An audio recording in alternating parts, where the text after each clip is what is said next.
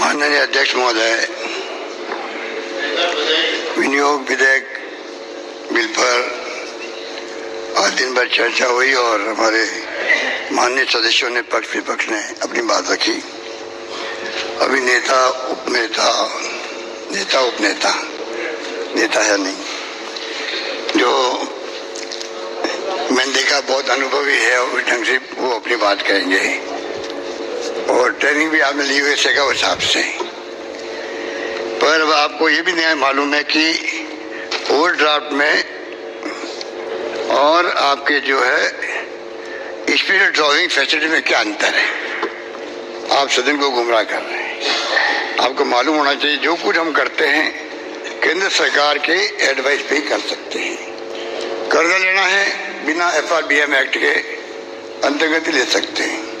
शायद आपको जानकारी नहीं होगी, कोविड आया था तो प्रधानमंत्री ने खुद ने हमारे सामने जो VC के अंदर और उसके बाद में फॉलोअप के अंदर जो छूट दी गई थी उसके अंतर्गत ही कर्जे ज़्यादा लिए गए उनकी परमिशन से, और पूरे देश के राज्यों को कोविड को ध्यान में रखते हुए स्पेशल छूट दी थी FRBM एक्ट के अंतर्गत।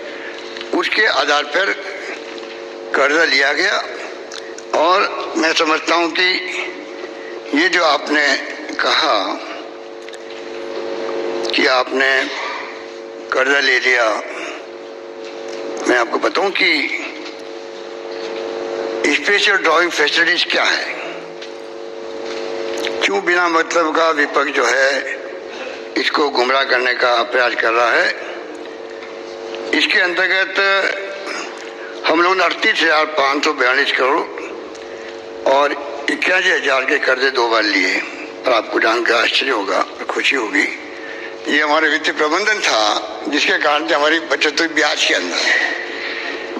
राज्य के द्वारा RBI में किए गए निवेश जो होता है, जो राज्य सरकारें निवेश करती है एक्स्ट्रा पैसा RBI में, उसका 95% हम ले सकते हैं वापस।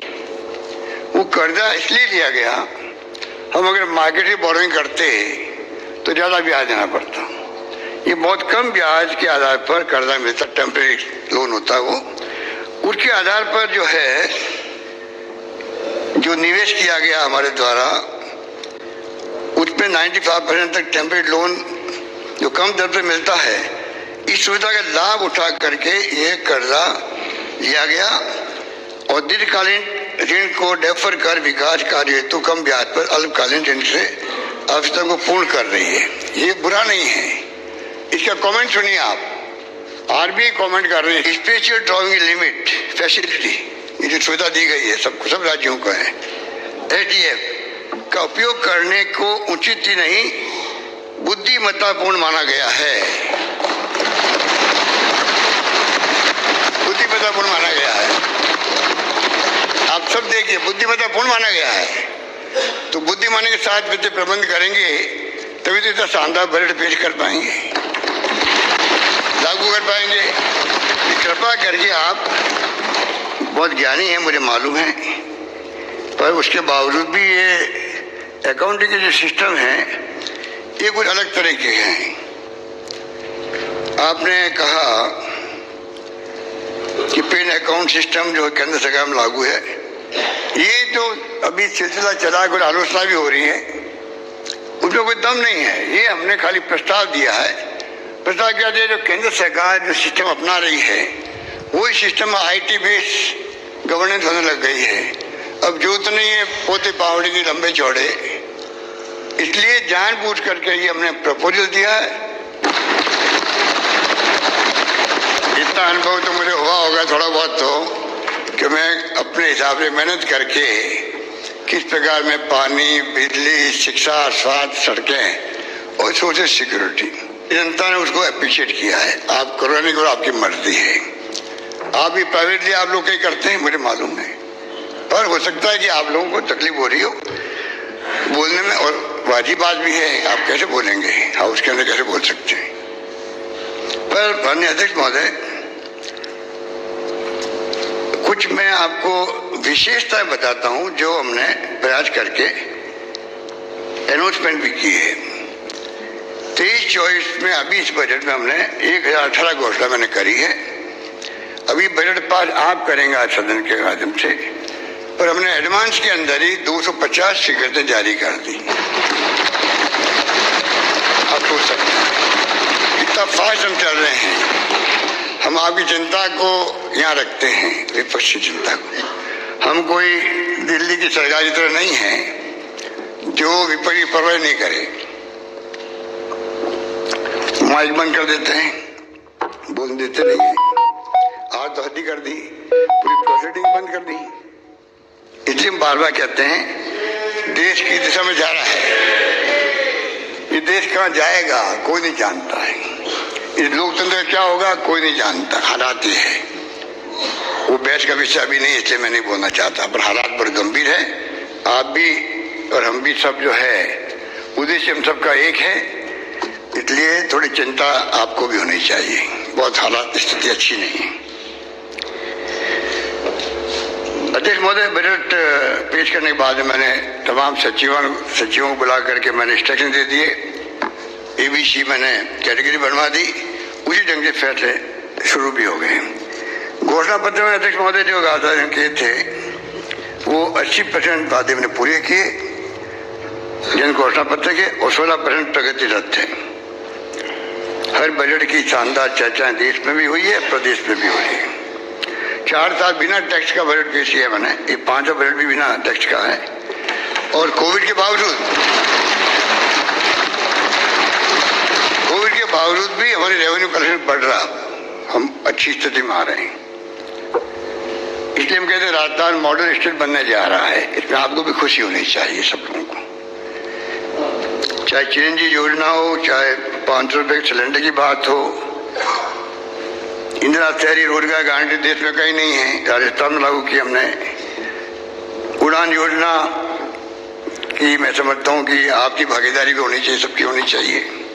आपने शुरू करी थी पहले इसको।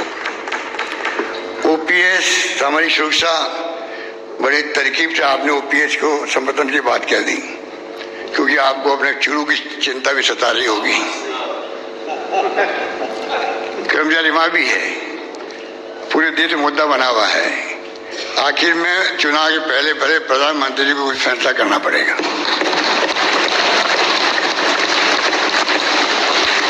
महाराष्ट्र में, कर्नाटका में, हरियाणा के अंदर सब जगह धरने चल रहे हैं।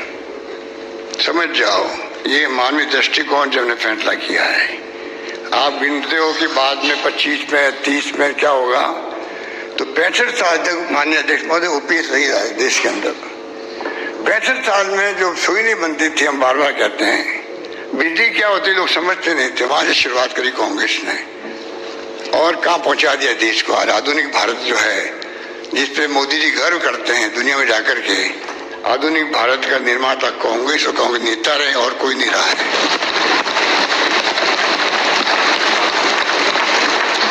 पंडित जवाहरलाल नेहरू की दूरदृष्टि थी, आत्मनिर्भरता की तरफ नींव पक्की रख दी शुरू में। उसका लाभ आज हम सबको मिल रहा है, बिजली में, पानी में, इस्पात कारखानों में, सब जगह। इसलिए नौकरी दी हम लोगों ने, करीब 1,45,000 नौकरी लग चुकी है। 1.25 लाख तो से चल रहा है।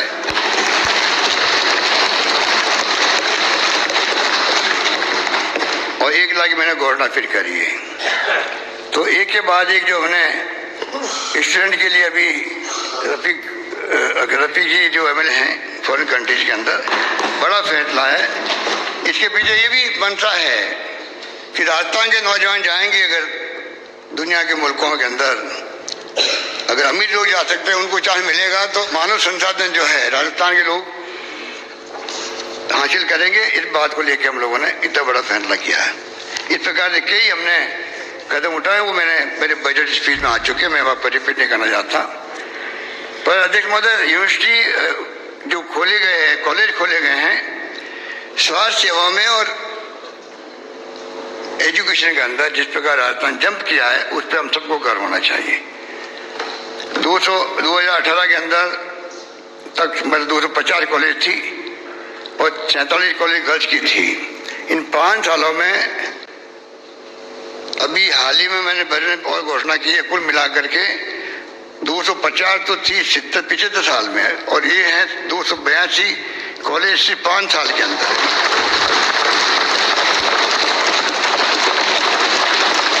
122 उसमें गर्ल्स कॉलेज भी है, 42 कॉलेज खोल दी है, और 7 इस बजट में घोषणा करी है, 49 हो जाएगी। सबसे ज्यादा यूनिवर्सिटी राजस्थान के अंदर है। एविएशन यूनिवर्सिटी जिसमें आने वाले वक्त में pilot, instructor, air hostess, hostage सब बनेंगे। एविएशन यूनिवर्सिटी जैसे फुर्सतगंज में है अमेठी के अंदर, जब मैं केंद्रीय मंत्री था सिविल एविएशन का, उस वक्त बनी हुई थी वो, कि कुछ घोषणाएं बाकी रह गई है, और इतने हमारे माननीय सदस्य मुझसे बराबर मांग करते रहते हैं, इसलिए मैंने उसी समझा कि मैं कुछ घोषणा जो है कुछ को मैं अनाउंस करूं, कुछ मैं टेबल पर रखूं, क्योंकि वरना बहुत टाइम लग जाएगा।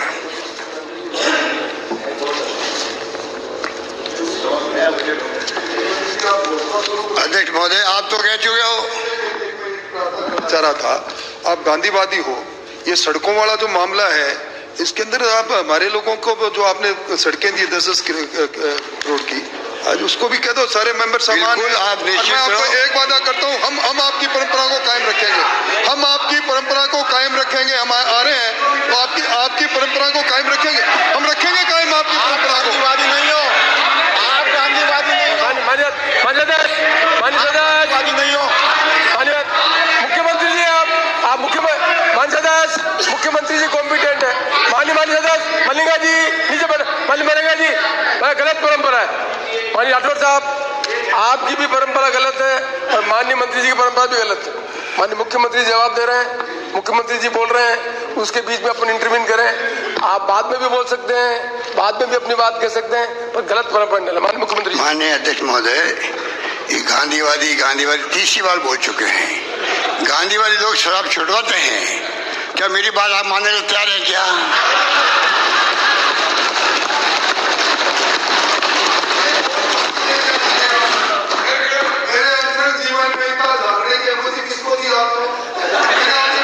भैया, कभी कभी मित्रों के लिए झांकना पड़ता है, उनके इंटरेस्ट के अंदर, उनके इंटरेस्ट में झांकना पड़ता है, क्योंकि मैं स्वास्थ्य संबंधी चिंता बहुत करता हूँ। जो रतनगढ़ से आने वाले माननीय सदस्य ने इस प्रकार से कमेंट किए हैं, वो बहुत दुखद है, और मुझे बहुत दुख है कि हाउस के अंदर इस तरह कमेंट भी हो सकता है। क्या क्या मेरे बारे में, क्या क्या सुधीर भंडारी के बारे में बोला गया, आप सोच सकते हो। और आपने कहा कि उनकी फैमिली ने आपको फोन किया और कहा आपके मित्र जाने वाला है। ये आपका मकसद क्या है कहने का? अब खुशी होनी चाहिए कि आज भी रतनगढ़ से आने वाले सदस्य यहाँ बैठे नहीं बैठे मुझे पता नहीं, वो आज हमारे बीच में हैं। भगवान को लंबी उम्र दे। ये कालीचंद सराफ जी बैठे हुए हैं, इनको, इनकी पत्नी को वही इलाज हुआ जो उनको हुआ था, और दोनों बच गए, वो भी बच गए। उसको लेके आपने जिस प्रकार कमेंट किए यहाँ पर, वो अनफॉर्चुनेट है। और मैं समझता हूँ कि मैंने पूरी जांच करवाई उसकी, और जांच के अंदर ये स्थिति थी। पूरा मैं नहीं पढ़ूंगा, टाइम लग जाएगा। मैंने आपके आरोपों की पूरी जांच करवाई, जिससे इस सदन के सामने सच्चाई आ सके। जब आपका इलाज चल रहा था तो IL-6 टेस्ट की वैल्यू 73 से अधिक आई, जिससे साइटोकाइन स्ट्रोक आ सकता है। इसी स्ट्रोक से कोविड के अधिकांश मरीजों से मृत्यु हुई। इसी पैरामीटर को कंट्रोल करने के लिए टोसिलीजुमेब इंजेक्शन लगाया गया। आप बताइए क्या, आप बताइए क्या कसूर किया उन्होंने? Not allowed. आप बताइए कालीचंद सराफ जी, प्लीज नीचे बैठे, प्लीज बैठे, नीचे बैठे। I will not allow it. Mr. Rathod, no, he is on leg. I will name and throw him out. नीचे बैठे, please. नीचे बैठे, मिस्टर शराब, नीचे बैठे। मानसदास, आपका काम नहीं है, मेरा काम है। ये आपका काम नहीं है, मैं इतना कमजोर नहीं हूँ। मानसदास, मैं फिर आपको कह रहा हूँ, मैं मुख्यमंत्री ऑन लेग, आपको बोलने का अधिकार है, लेकिन इस तरह का नहीं है। आपको फिर अभी नहीं बोलेंगे, बाहर निकलिए बाहर से। I throw you out, I will throw you out. Mister Rathore, I will not tolerate it. He have a right to speak it but not in between CM. आप अपने सदस्य को भी कंट्रोल नहीं कर सकते। माननीय मुख्यमंत्री जी। माननीय अध्यक्ष महोदय, इसलिए मैंने बात उठाई क्योंकि मैं खुद पूरे कोविड काल के अंदर एक तरफ तो हमें फक्र है कि राजस्थान ने और हमने सबको साथ लिया, आपको भी साथ लिया, सबने मिलकर कोविड की लड़ाई लड़ी। धर्मगुरु थे, एनजीओ थे, पब्लिक थी, सबने मिलकर के कोई भूखा नहीं सोए। हमने आह्वान किया, उसको सबने निभाया। इलाज शानदार हुआ। ऑक्सीजन के लिए हमने लड़ी हो केंद्र से, पर ऑक्सीजन की कमी नहीं आने दी। और कालीन शराब जी इनकी पत्नी जब ठीक हुए तो इन्होंने धन्यवाद उन्हीं डॉक्टर को दिया, मिस्टर भंडारी को, सुधीर भंडारी को, कि भाई आपने अच्छा इलाज किया। इन्होंने लिख के दिया, हमारे अविनाश महेशी जी ने लिख के गए हैं। इनका लिखित में जो पेपर वो मेरे पास में है, आपको मैं पढ़ के चलूं। मैं 10/9/20 को आपके अस्पताल में भर्ती हुआ था। अब मैं पूर्णतः स्वस्थ महसूस कर रहा हूँ। हालांकि मेरी कोविड-19 की रिपोर्ट अभी नेगेटिव नहीं आई है, जिसके लिए आज दिनांक 23 सितंबर 20 को पुनः सैंपल भिजवा रहे हैं। मैं 14 दिन मेरे घर पर अलग से क्वारंटाइन में रहूंगा, तो किसी के संपर्क में नहीं आऊंगा। मैं छुट्टी लेकर घर जाना चाहता हूँ।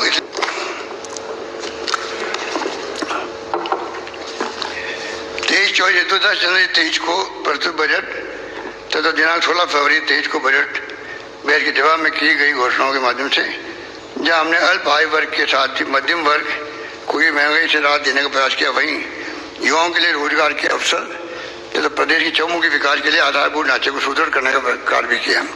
इसी क्रम में अब मैं नवीन घोषणा माननीय सदन के समक्ष प्रस्तुत कर रहा हूँ। शिक्षा एवं युवा विकास वर्ष 22-23 के बजट में मेरे द्वारा जयपुर में जेएलएन मार्ग पर एजुकेशन हब बनाने की घोषणा की गई थी। इसी कड़ी में आगामी वर्ष राजस्थान विश्वविद्यालय, कॉमर्स कॉलेज और राजस्थान कॉलेज के अपग्रेडेशन हेतु 50 करोड़ रुपए के कार्य हाथ में लिए जाएंगे। हमारे द्वारा कोरोना काल के दौरान शिक्षा में हुए नुकसान की भरपाई के लिए इस वर्ष कक्षा 8 तक के विद्यार्थियों के लिए ब्रिज कोर्सेज चलाए गए थे।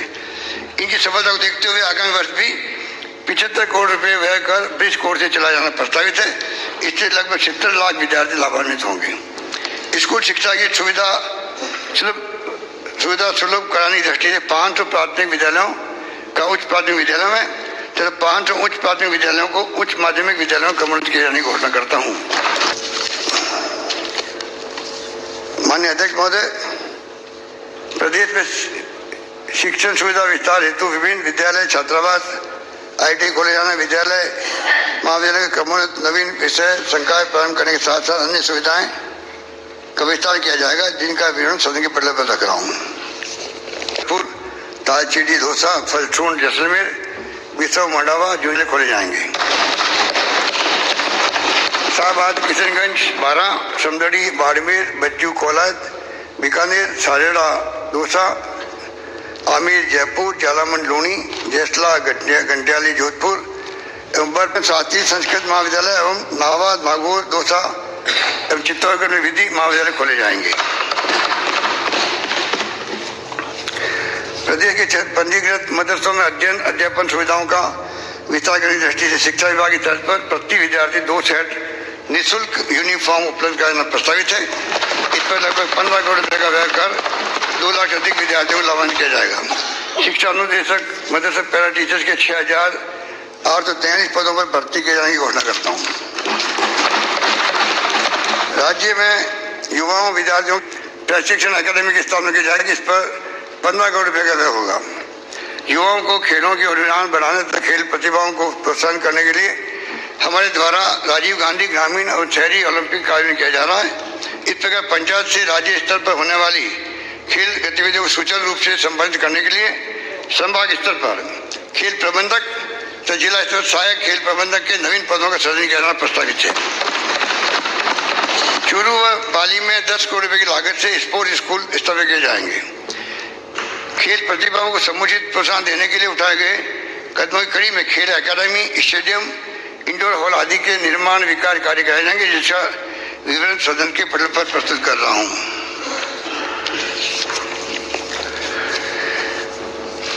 चिकित्सा स्वास्थ्य चिरंजीवी स्वास्थ्य बीमा योजना को उपलब्ध रूप से देते हुए कोक्लियर इम्प्लांट के रिप्लेसमेंट एवं टाइप 1 डायबिटिक मेलिटस से प्रभावित रोगियों हेतु इंसुलिन पंप्स के पैकेज को आवश्यकता अनुसार शामिल किया जाना प्रस्तावित है।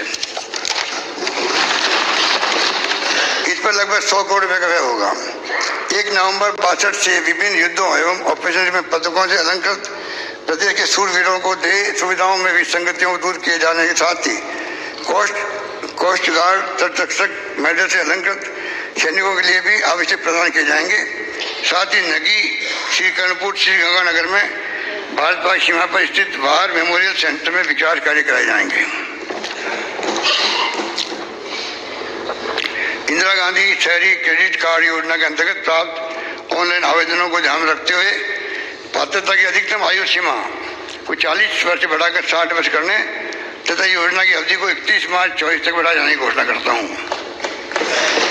प्रदेश के विभिन्न क्षेत्रों में सड़क, पुल व आरओबी आदि के निर्माण एवं उन्नयन कार्य 2600 करोड़ रुपए से अधिक की लागत से कराए जाएंगे। जन प्रस्तावित इसकी सूची में सदन के पटल पर रख रहा हूँ।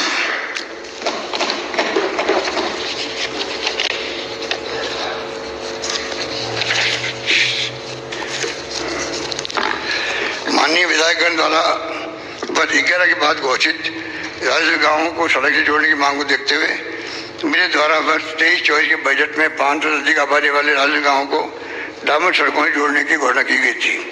आदिवासी एवं मरुस्थलीय क्षेत्रों की परिस्थिति को देखते हुए अब मैं इन क्षेत्रों के 250 से अधिक आबादी वाले राज्य गांवों को चरणबद्ध रूप से जोड़ना पसंद करता हूँ।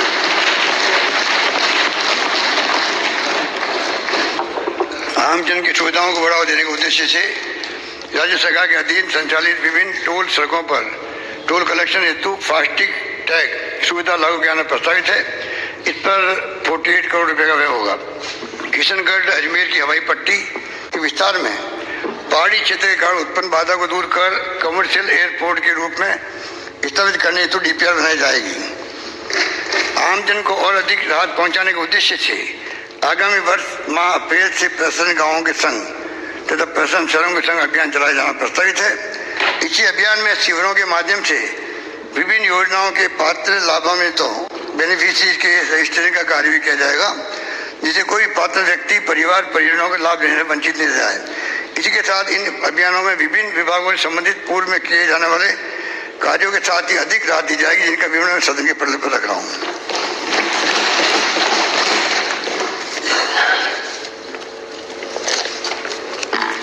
प्रदेश के सुनियोजित विकास हेतु 189 शहरों के लिए मास्टर प्लान बनाए जा चुके हैं।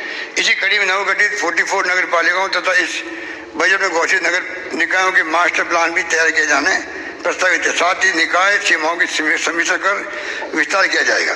सरकारी सामुदायिक परिसंपत्तियों भूमियों को अतिक्रमण से सुरक्षित रखने के लिए एमएलए लैंड योजना में बाउंड्री वाल के साथ साथ तारबंदी को भी अनुमति करना प्रस्तावित करता हूँ। अमृत 2.0 योजना के अंतर्गत राज्य के 29 शहरों में सीवरेज के कार्य कराए जाएंगे। इस हेतु 4700 करोड़ रुपए की परियोजनाओं के आगामी हाथ में लिए जाएंगे। जयपुर हेरिटेज क्षेत्र की पुरानी एवं जीर्ण सीवरेज लाइनों को बदलने का कार्य कराना प्रस्तावित है। इस पर 296 करोड़ रुपए व्यय होंगे। प्रदेश में सीवरेज व ड्रेनेज संबंधी विभिन्न कार्य कराए जाएंगे, जिनकी सूची सदन के पटल पर रख रहा हूँ। 34 डोल तालाब 12 का सौंदर्यीकरण एवं विकास कार्यों हेतु 50 करोड़ रुपए व्यय किए जाएंगे। साथ ही श्री गलता पीठ जयपुर में वर्षा जल संचय कर कानोता बांध तक ले जाने एवं कियारा बांध की मरम्मत पुनर्निर्माण हेतु डीपीआर बनाई जाएगी। एकादशी मेले को भी 50% बस किराया छूट योजना में सम्मिलित किया जाएगा। गणेश धाम डूंगरपुर के समग्र विकास की कार्य योजना तैयार करते हुए आगामी वर्ष 100 करोड़ रुपए की लागत से विकास कार्य किया जाना प्रस्तावित है। धार्मिक विकास पर्यटन विकास की दृष्टि से विभिन्न पर्यटक स्थलों के जीर्णोद्धार उन्नयन संबंधी कार्य कराए जाएंगे, जिनका विवरण सदन के पटल पर रख रहा हूँ।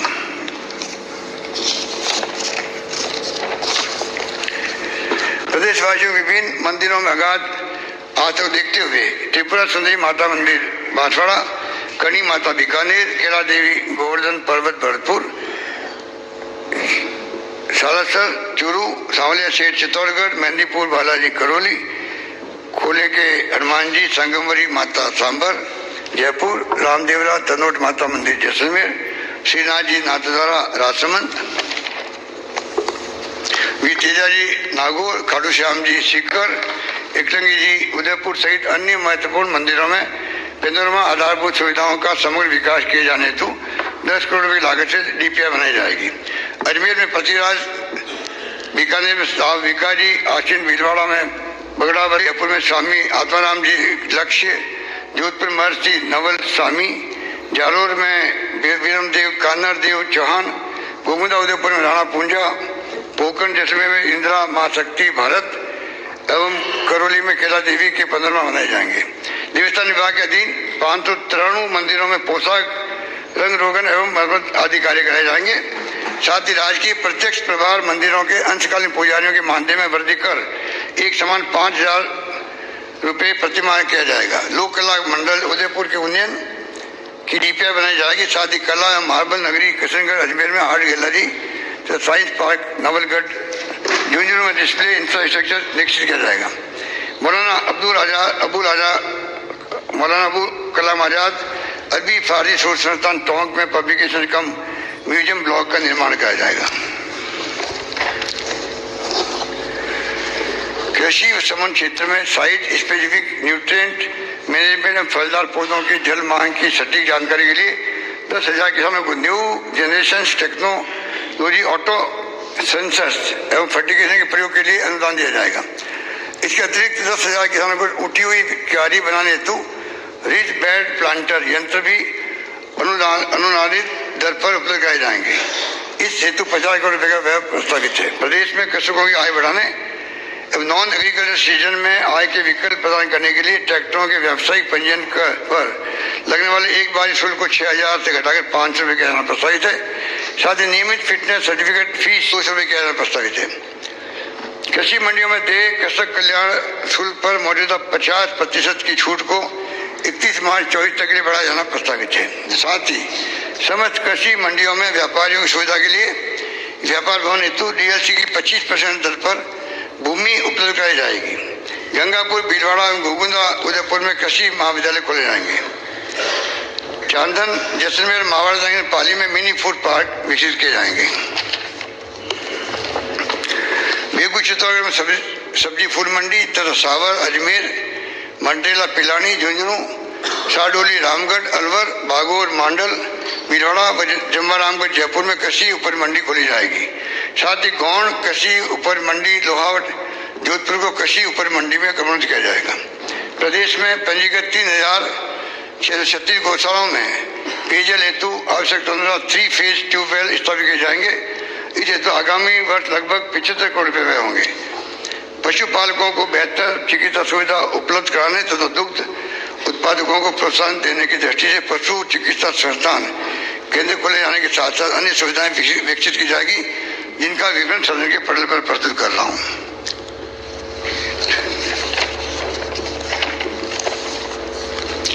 आगामी 3 वर्षों में Dholpur community lift irrigation scheme के अंतर्गत धौलपुर, राजाखेड़ा व सेपू के 28,800 हेक्टेयर नहरी क्षेत्र को सूक्ष्म सिंचाई के तहत शामिल किया जाएगा। इससे 15,000 किसान लाभान्वित होंगे। मेरे द्वारा 16 फरवरी 2023 को प्रदेश में 100 एनीकटों के निर्माण, जीर्णोद्धार व 100 नहरी तंत्रों के जीर्णोद्धार हेतु 400 करोड़ रुपए के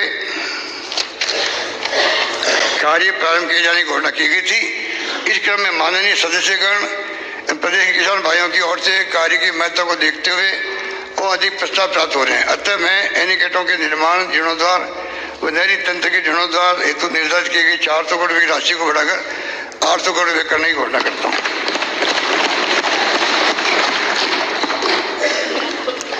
प्रदेश में सिंचाई संबंधी विभिन्न विकास के कार्य कराए जाएंगे, जिनकी सूची में सदन के पटल पर रख रहा हूँ।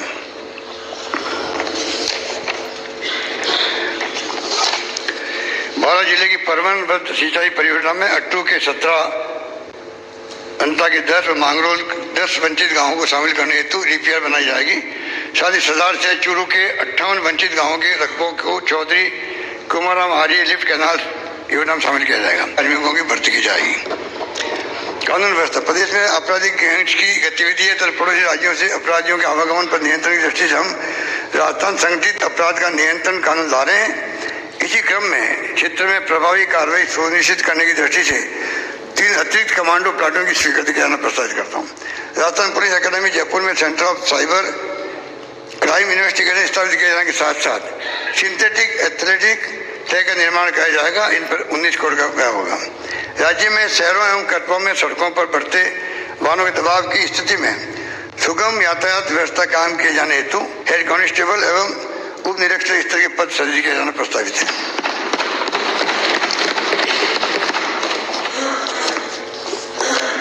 प्रदेश की कानून व्यवस्था तथा न्याय प्रणाली को और अधिक सुदृढ़ करने हेतु पुलिस कार्यालय व न्यायालय खोले जाने के साथ साथ विभिन्न सुविधाएं विकसित की जाएगी, जिसका विवरण मैं सदन के पटल पर रख रहा हूँ।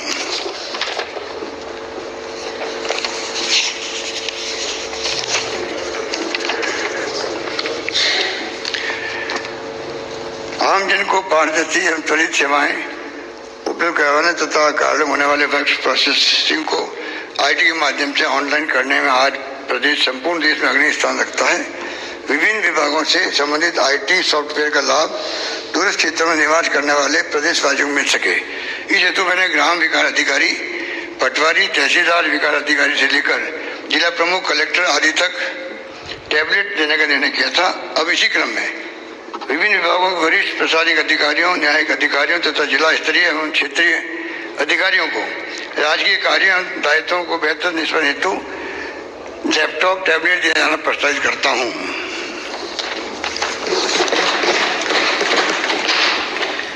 माननीय सदस्य को याद होगा कि प्रदेश के इस विकसित आईटी तंत्र का लाभ घर बैठे प्राप्त करने हेतु संबल प्रदान करने की दृष्टि से मैंने गत बजट में चिरंजीव परिवारों की महिला मुखिया को स्मार्टफोन में इंटरनेट कनेक्टिविटी उपलब्ध कराने हेतु मुख्यमंत्री डिजिटल सेवा योजना की घोषणा की थी। इस निर्णय के पश्चात अंतर्राष्ट्रीय स्तर पर स्मार्टफोन ऑटोमोबाइल्स में प्रयोग किए जाने वाले चिपसेट की क्राइसिस उत्पन्न हो गई। इस कारण स्मार्टफोन की उपलब्धता की समस्या के साथ ही कीमतों में वृद्धि हो गई थी। फिर भी हम इस कार्य को अब चरणबद्ध रूप से पूर्ण करेंगे। प्रथम चरण के रूप में आगामी वर्ष बहन बेटियों के पावन पर राखी से चिरंजीव परिवारों की सरकारी विद्यालयों में 10वीं से 12वीं कक्षा में अध्ययनरत छात्राओं, सरकारी उच्च शिक्षण संस्थाओं, महाविद्यालय, ITI, पॉलिटेक्निक में अध्ययनरत छात्राओं तथा विधवा एकल नारी पेंशन प्राप्त कर रही महिलाओं को इस योजना अंतर्गत स्मार्टफोन उपलब्ध कराए जाएंगे। इस प्रकार प्रारंभिक चरण में लगभग 40 लाख बेनिफिशियरी को यह स्मार्टफोन प्राप्त हो सकेंगे। प्रदेश में कुशल वित्तीय एवं बजटीय प्रबंधन के साथ साथ कर प्रणाली के सरलीकरण हेतु integrated financial management system IFMS 3.0 तथा integrated tax management system ITMS लागू करने के साथ ही सरकारी खरीद प्रक्रिया हेतु नवीन राजस्थान लोक उपक्रम पारदर्शिता अधिनियम RTPP एक्ट रूल्स तथा वित्तीय लेखांकन व सार्वजनिक निर्माण संबंधी integrated Rajasthan financial accounting rules बनाया जाना प्रस्तावित है।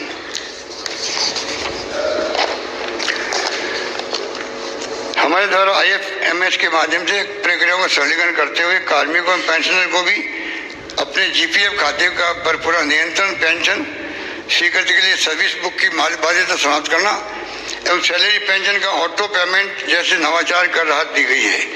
इसी उपरांत भी वर्तमान में कार्मिकों को रिटायरमेंट के समस्त पेंशन परिलाभ प्राप्त होने महीनों का समय लग जाता है। अब कार्मिकों को और अधिक राहत देने की दृष्टि से माह मई 23 से रिटायरमेंट के दिन ही समस्त पेंशन परिलाभों की स्वीकृति जारी करने की घोषणा करता हूँ।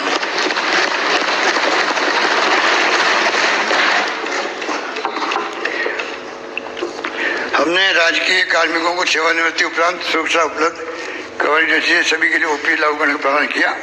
माननीय सदस्य को विदित होगा कि प्रदेश में 80 वर्ष से अधिक आयु के पेंशनर को पेंशन राशि में वृद्धि का लाभ प्राप्त होता है। आयु बढ़ने के साथ ही अतिरिक्त वित्तीय सुरक्षा की आवश्यकताओं का ध्यान रखते हुए अब मैं 75 वर्ष से अधिक आयु के पेंशनर को पेंशन राशि में बेसिक पर 10% अतिरिक्त अलाउंस उपलब्ध कराने की घोषणा करता हूँ। राज्य के कार्मिकों को उनके द्वारा सातवें वेतनमान में वेतन निर्धारण हेतु दिए गए विकल्प के कारण वेतन में हो रही हानि को देखते हुए नियमों में पुनः विकल्प दिया जाना प्रस्तावित करता हूँ। इससे उनके वेतन में वृद्धि हो सकेगी। कार्मिक अपनी जरूरतों की पूर्ति के लिए प्रतिमाह मिलने वाले वेतन पर निर्भर रहते हैं। आकस्मिक आवश्यकता होने पर भी कार्मिकों को वेतन लाभ मिले इसके लिए अनुपातिक आधार पर माह के बीच में भी अग्रिम वेतन, आहरण, एडवांस सैलरी विड्रॉल की सुविधा उपलब्ध कराने की घोषणा करता हूँ। राजकीय कार्मिकों को खेलों के क्षेत्र में प्रोत्साहित करने की दृष्टि से अंतर्राष्ट्रीय एवं राष्ट्रीय स्तर की खेल प्रतियोगिता में उत्कृष्ट प्रदर्शन करने वाले कार्मिकों को स्पेशल अलाउंस इंक्रीमेंट दिया जाना प्रस्तावित है। कार्मिकों द्वारा अपने कर्तव्यों के निर्वहन के लिए स्वयं की दक्षता में वृद्धि सतत रूप से जाना अत्यावश्यक है। इस दृष्टि से प्रदेश के apex capacity building institute Harishchandra Mathur Rajasthan लोक प्रशासन संस्थान के यूनियन के साथ ही संस्थान के अंतर्गत सिविल सर्विस ऑफिसर्स इंस्टीट्यूट की स्थापना के लिए 25 करोड़ रुपए का प्रावधान किया जाना प्रस्तावित है। राज्य के कार्मिकों की सुविधा के दृष्टिगत में Rajasthan civil service appellate tribunal की स्थायी पीठ जोधपुर में भी खोलने की घोषणा करता हूँ। प्रदेश में प्रशासनिक इकाइयों के विस्तार एवं सुदृढ़ीकरण हेतु प्रशासनिक इकाइयों कार्यालय खोले क्रमबद्ध किए जाएंगे, जिसका विवरण सदन के पटल पर रख रहा हूँ।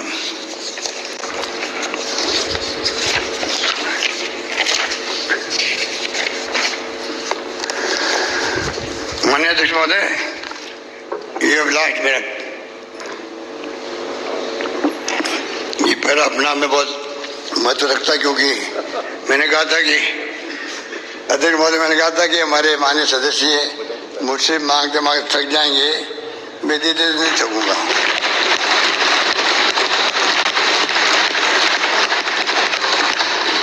पर ये मुझे नहीं मालूम था कि वो मेरे इस भावना का फायदा उठाते हुए जिले की मांग कर लेंगे। मैंने कहा सड़क है, पानी, बिजली, सड़क नगर पालिका की मांग करेंगे, अभी तो जिले की मांग करने लगे। ये कुछ मैंने एक्सरसाइज की है तो मैं आपके सामने रख रहा हूँ। माननीय अध्यक्ष महोदय, हमने गत 4 वर्षों में प्रदेश की आधारभूत संरचना को सुदृढ़ कर आमजन व जरूरतमंदों को सामाजिक सुरक्षा उपलब्ध कराते हुए तथा सामाजिक क्षेत्र में विकास के साथ साथ आजीविका के संसाधन उपलब्ध कराकर प्रदेश में खुशहाली लाकर राजस्थान देश का मॉडल राज्य बनाने का प्रयास किया है।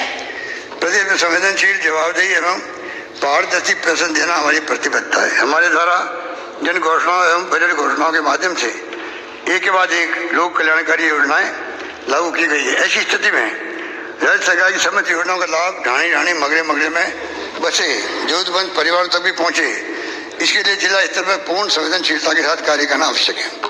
राजस्थान भौगोलिक दृष्टि से माननीय अध्यक्ष महोदय देश का सबसे बड़ा राज्य होने के कारण हमारे कई जिले ऐसे हैं जहाँ जिला मुख्यालय की दूरस्थ कोने से दूरी 100 किलोमीटर से भी अधिक है और इस कारण आमजन को कठिनाइयों का सामना करना पड़ता है। इसके साथ ही कई जिलों की जनसंख्या भी अत्यधिक होने के कारण प्रशासन का हर परिवार तक पहुंचना बहुत कठिन हो जाता है।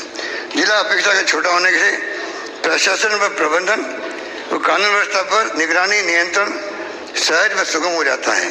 देश के विभिन्न राज्य नए जिले बनाने में हमसे आगे रहे हैं। देश के विभिन्न राज्य नए जिले बनाने में हमसे आगे रहे हैं। वहाँ पर जिलों की संख्या दुगनी तिगनी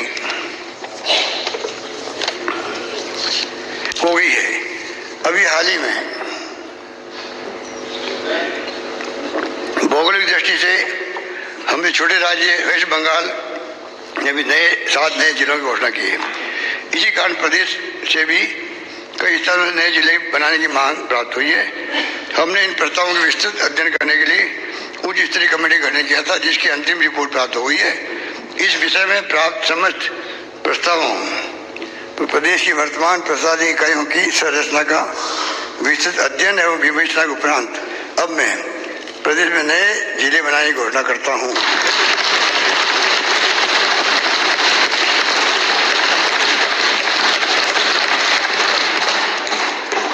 नंबर 1 अनूपगढ़ गंगानगर से अनूपगढ़। नंबर 2 मदन प्रजापति के वो मुझे ट्विटर बनवाने हैं।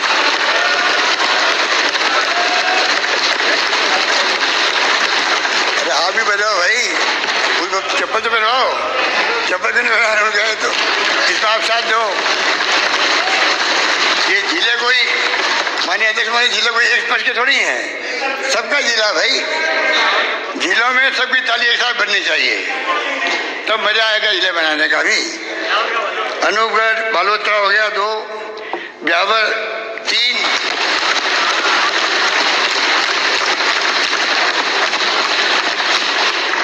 डी भरतपुर 4, डीडवाना कुचामन 5, दूदू जयपुर 6, गंगापुर सिटी सवाई माधोपुर 7,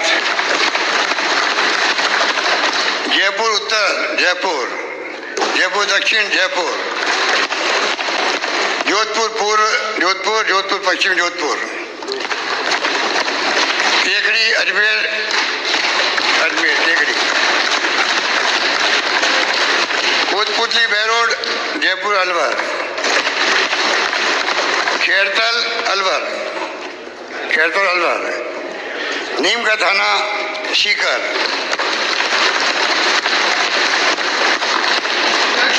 फुलोदी जोधपुर, कहाँ गए? सलूम्बर उदयपुर, शांचोर जालोर और कैलाश मेघवाल जी शाहपुरा भीलवाड़ा। इस प्रकार 19 नए जिले बनाने के कारण प्रदेश में कुल 50 जिले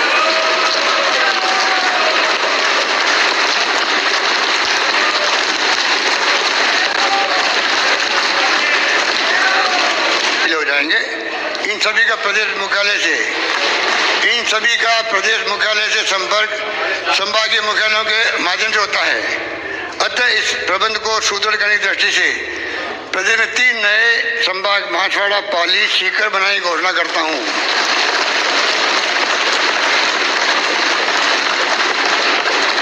इन नवीन प्रशासनिक इकाइयों जिला एवं संभागीय मुख्यालयों को अविलंब धरातल पर उतारने के लिए सुदृढ़ आधारभूत ढांचा मानव संसाधन उपलब्ध कराने के लिए प्रथम चरण में 2000 करोड़ रुपए का व्यय करना प्रस्तावित है। माननीय अध्यक्ष महोदय, इसी शब्दों के साथ मैं अपनी बात समाप्त करता हूँ। धन्यवाद।